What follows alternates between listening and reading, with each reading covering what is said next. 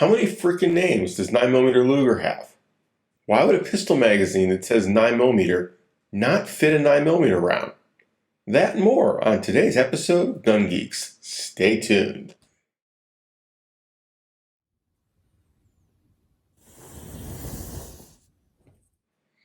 Welcome back to Bullets and Brass, folks. Today we are talking about how the same cartridge can have multiple names and sometimes different rounds can have very confusing similarities in the name or overlapping names. In particular with handguns, 9mm is one of the prime culprits here.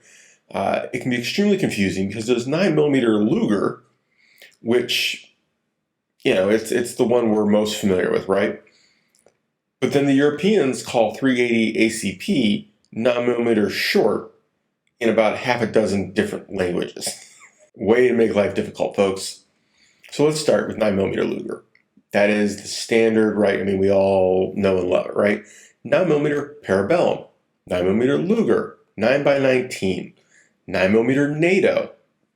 Very often is a name used for it, even though that's technically just a standard for the round. It's not another name for the round, but it's an easy differentiator. So people will say, hey, I'm looking for some 9mm NATO. They don't specifically mean the NATO load. They just mean that 9mm as opposed to some other 9mm round. So the numerical name is 9x19.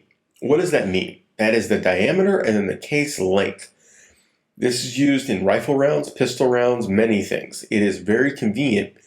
However, while ammunition companies try to not duplicate that, don't 100% count on that. Occasionally you'll have a Wildcat cartridge where, technically they're, same length, same diameter bullet, and it's not the same round. Only a few names, no big deal, right? So we get to the next one, which is 380 ACP. Here in the US, we refer to that as 380 ACP, 380 auto. Most of the world does not. However, keep in mind, we are not talking 38 auto, 38 super, 38 ACP. Those are a different round. Most of the world refers to the one we're talking about as 9mm short in some language or another. It is 9mm Browning short is often used. Kurtz, Cort as in C-O-U-R-T instead of just C-O-R-T. I have seen several other versions over the years. Basically, the domestic producers for that round, it's 9mm short in whatever their language is. They put that on the box because, well, it's their language and they're selling the ammo domestically. Why wouldn't they, right?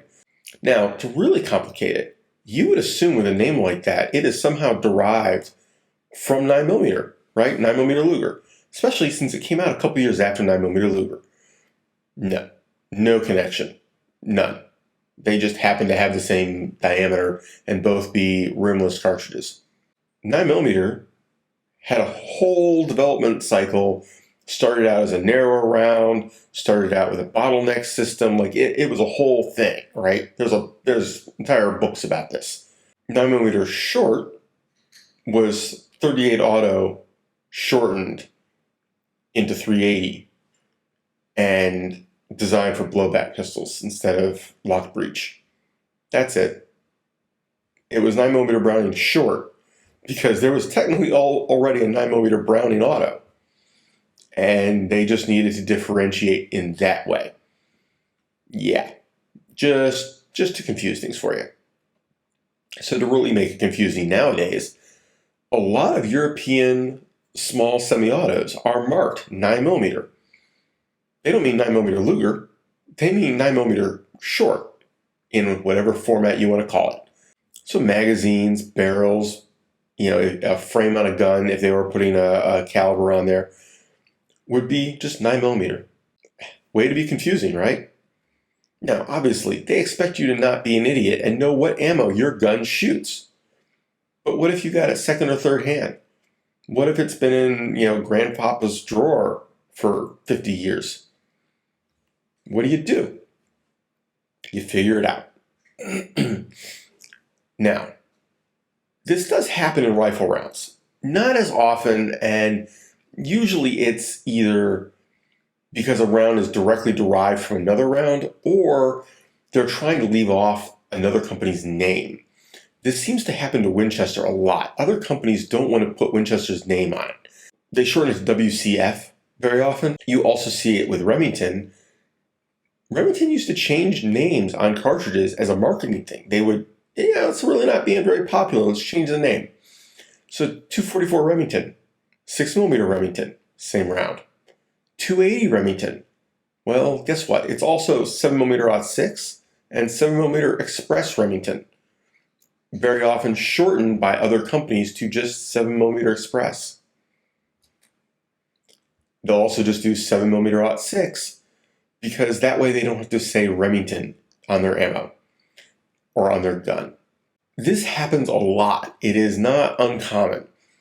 Now, technically, in this case, 7mm Express is slightly hotter than the original 280 load. Later, Remington just merged them all back together and didn't worry about it. It was not hot enough difference to be an issue. So you can see how this can get messy. For the most part, modern rounds avoid this. They really work to avoid it. But historically, it was not particularly uncommon. Naming conventions were more fluid, and it was more common for things to have a local name rather than one name internationally. They were doing domestic production. People didn't speak multiple languages as often when you're talking common individuals as opposed to diplomats or world travelers. So if you're trying to sell a gun and you're trying to sell ammo, having it in a name that is in a language that person is familiar with, even if it's just a neighboring country, makes more sense. So even when they have different names, it's similar. The person's going to recognize it, right? Short, Kurtz, Corto. Somebody in that region is going to understand that. They might not understand short, but all the other ones, it's like somebody in the U.S. knowing a little bit of Spanish. Can you speak it? No, but you know they just called you a bad word, right? You've got to be aware of what you're using because they might have a similar name, but then they're really not similar. For example, 9mm and 380. If you manage to shove a 380 round in your 9mm and make it go bang, not the end of the world. If you get a 9mm round somehow to chamber in your 380 and you fire it, bad things can happen. Make sure you know what round goes in your gun and that you're using it correctly. Stay safe, have fun, keep shooting, guys. Take care, guys and gals.